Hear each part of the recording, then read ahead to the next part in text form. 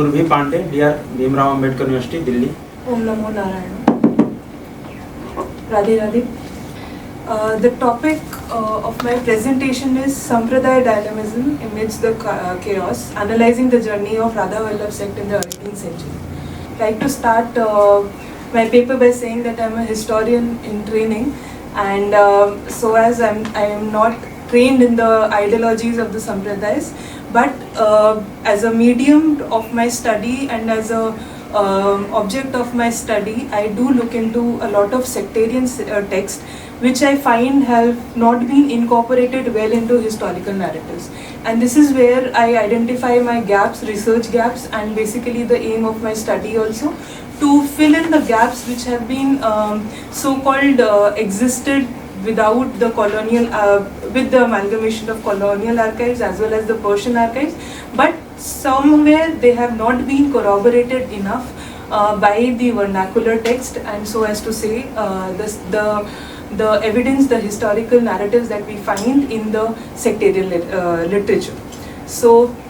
with this, I would like to set up a background of what I am going to present here, because I've done some field work on the in the region of Braj, and particularly the 18th century is where my work is centered at, because I'm looking at the time period where the Mughals, the power of Mughal have been usually compromised, and we see that there are two major attacks that happen on so-called to say the subcontinent of India. The first being the Nadir Shah and the second being the Ahmad Shah Abdali. Now to say the attack of Ahmad Shah Abdali was a pivotal point in 18th century historical narrative, because the region of Braj was attacked, and it was the massacre was extremely huge. Now looking at the literature, the scholarship that I have seen in history, so as to say the whole episode has been seen in a very rushed manner. So the nuanced approach, the kind of massacre that is being reflected in the sectarian the text, we find is not as present as we see in the so-called Western scholarship. So we see that the history of region of Braj is essentially the history of Sampradayas that have existed and functioned themselves in the region, and the connections and networks that they have built throughout centuries. And because of the paucity of 18th century sources, we see that it's again less explored, and that's why the upheavals and the changes of powers that we find, the devotional communities are in a state of flux, but then still there are ample efforts of revamping themselves. And which of course these religious manifestations are absolutely found in literature, in devotional music, poetry, architecture and ritual. And we see that the Sampradayas, like of course Vallabh Sampradaya, the Pushti Margis, the Gaudiyas, Radha Vallabhis, Haridasi Sampradayas, and many other have existed there. But the area of my study comes to Radha Vallabh Sampradaya, especially because it's a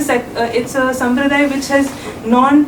magnanimity present in comparison to Gaudiyas or Pushti Margis. However, their assimilation in the sense of their opulent literature that was present was equally important. So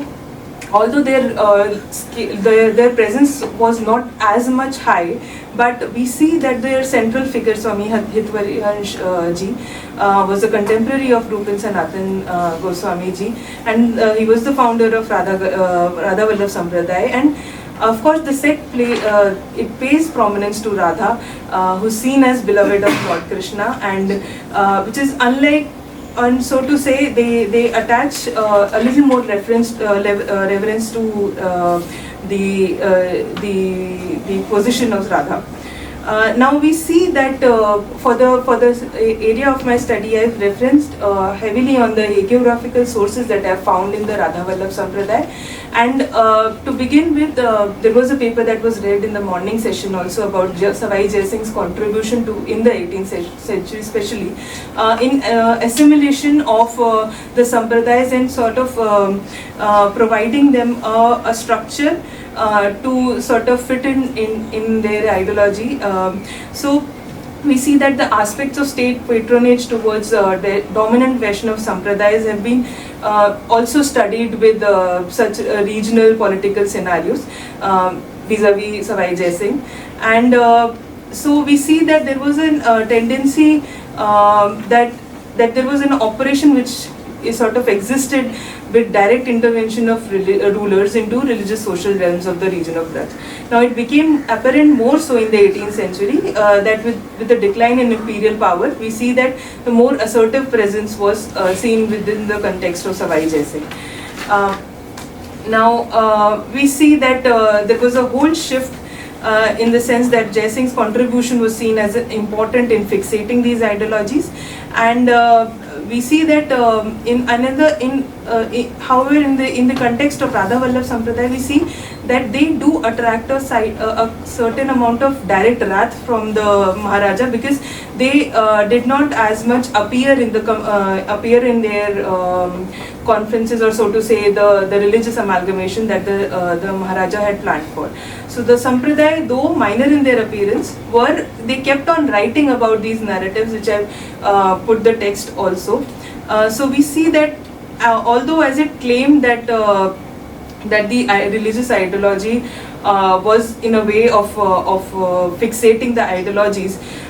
we see that in the context of Radha Vallabh Sampradaya, we see that there was a direct defiance of orders of Jai Singh, which sort of invited troubles for the devotional community as it led to the persecution of Sampradaya until the death of Savai Jai Singh. However, by the time his son takes over, Ishwari Singh, after the 1743, we see that Radha Vallabhis were able to make peace with the Kachwahas, and they were granted land also in the region. Now this whole thing, I would like to bring back the attention to where I started with the episode of the episode of the massacre of Ahmad Shah Abdali. Now Ahmad Shah Abdali's attack, as it happens in 1757, it attracted the whole devastation of the whole region of Braj, and it's an important event in the history of 18th century, because Jats under the Maharaja Surajmal, they put up a brave fight, though being defeated later on, they did put up a brave fight, and the event is a pivotal point of the 18th century chaos, because it felt like a deep dent in the religious realms. So this is true in the case of many pilgrims who took refuge in Barsana under Surajmal, so to say Mir Taqi Mir and Chacha Hit Vrindavan Das, who also comes from the Radha Vallabh Sampradaya, and both have left written accounts discussing the event and their refuge at Barsana under the protection of Maharaja Surajmal. So this is where I would like to quote the text, which says, 18 से 13 वर्ष हरि यह करी, Yemen बिगोयो देश विपति गाड़ी भरी, तब मन चिंता बाड़ी साधु पतन करे, हरि हाँ मनहु सृष्टि संहार काल आयुध धरे. Now the poem begins by dohas mentioning that he's writing in Vikram Samvat 1817, which is 7060 AD, and he's reminiscing the ghastly massacre that took place 3 years earlier, Yaman of course being the invaders, and the country, or so to say, not country in the sense, but the region that was destroyed by the large scale upheavals and the killing of several saints in the region. And the poet has written the entire work as a means of complaining to his lord for the destruction that he has allowed in the region. So again we see that this event is very well documented in Brajbhasha text of Chacha Hit Vrindavan Das, and who was a poet and resident of Vrindavan and existed in 18th century. And this particular work taken from Harikala Veli is actually a first-hand account source which can be seen as which describes about the Ahmad Shah Abdali's attack. Now we see that it represents a personal account of several detail, and the last text that I would like to quote is also gives a great glimpse on what the socio-political scenario of the region was. So which says, Niti Padsha Ukayu Subani Mansuba Chukyo Bahut दिन दिन John कुक्यो कावल दरोरो कियो, वैस्या मदपान करी छवि गए अमीर जेते, रजतम की धार कारो बूढ़े बिलो किए, दिल्ली भई बिल्लो कटेला कुत्ता देखो डरो, भूलियो महमद शाह पहली अब काही टोकियो, बाबर हिमाऊ को चलाओ अब बंस भायो ताको, यह फैलियो Sok parja karma thokyo. Now the whole passage throws light on the state of affairs since the author takes the name of Muhammad Shah Rangila, who ruled almost a decade before Alamgir II, whose reign the attack takes place. Now, in a manner, it gives a reflection that a common man may have been away from the fast-changing the political scenes of the Mughal authority, which of course saw so many short-lived rules within the time of 50 years. However, it is again providing a very detailed and nuanced desecration of a spiritual space of Vrindavan, and the poet is again looking back at the events in which this campaign is being held and the destruction that took place, and it's of course is blaming the Mughals for their incompetent failure and authority of not examining the kind of administration that they should have.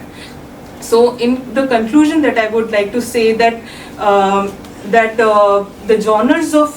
narrating past have existed in several fields, and it have of course percolated into India's several regional languages, and which can be complemented by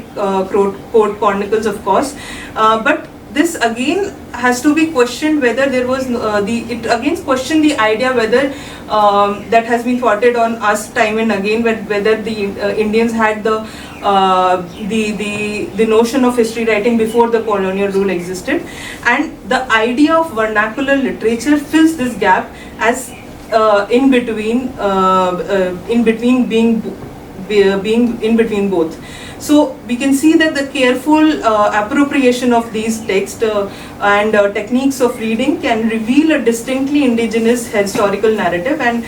which are deeply again embedded into non-historical literary genres such as in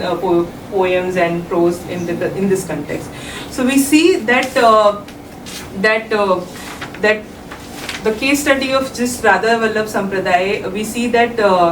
that the textual traditions have provided a well-documented history of the sect and with insights on the political and social changes faced by them. So these aspects, when put along with the thinly researched period of 18th century, can help in bringing a cohesive history of the Vaishnav Sampradayas operating in and around the region of Braj. With this, I would like to stop. Thank you.